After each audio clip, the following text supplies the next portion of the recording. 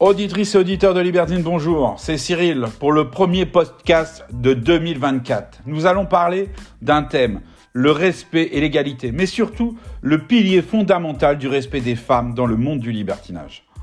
Le libertinage, une exploration audacieuse de la sexualité et de l'intimité, repose sur des valeurs essentielles de respect mutuel et de consentement. Nous allons plonger dans l'importance du respect des femmes dans le monde du libertinage.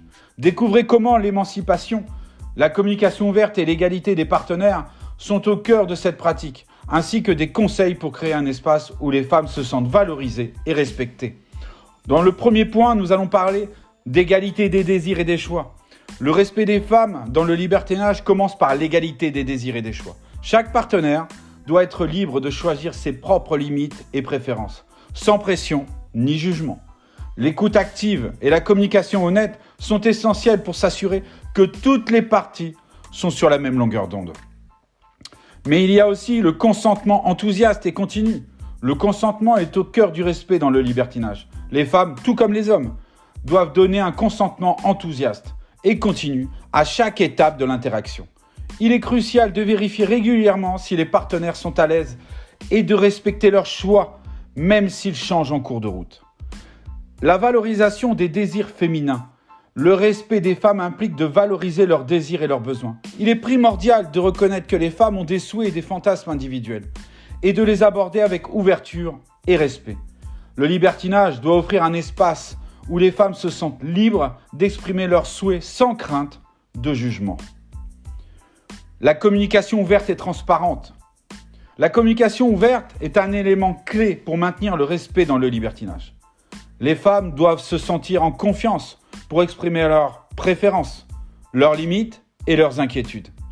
Une communication transparente permet de résoudre les malentendus et de maintenir un environnement de confiance.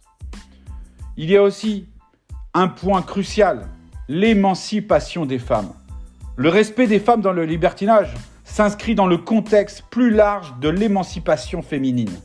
Les femmes doivent être considérées comme des partenaires égales et actives dans la prise de décision, plutôt que comme des objets passifs. Le libertinage peut être un moyen pour les femmes de reprendre le contrôle de leur sexualité et de leur plaisir. Voici mes conseils. En numéro 1, l'éducation. Favoriser l'éducation sexuelle inclusive et égalitaire pour tous les participants, en mettant l'accent sur le consentement, la communication et le respect. Mais aussi une écoute active. Soyez à l'écoute des désirs et des préoccupations des femmes, en créant un espace où elles se sentent entendues et comprises. Faites une priorité du consentement. Placez le consentement au premier plan dans toute interaction, en encourageant les discussions ouvertes et la révocation du consentement à tout moment. Mais aussi, aucune pression. Évitez toute forme de pression, de persuasion ou d'insistance pour que les femmes participent à des activités qu'elles ne désirent pas.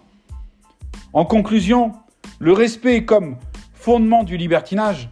Le respect des femmes dans le monde du libertinage ne devrait jamais être compromis. En plaçant l'égalité, l'émancipation et la communication ouverte au cœur de la pratique, le libertinage peut devenir un espace où les femmes se sentent valorisées, respectées et en contrôle de leurs choix. L'objet ultime est de créer un environnement où chacun peut explorer sa sexualité en toute confiance, dans le respect mutuel et la compréhension.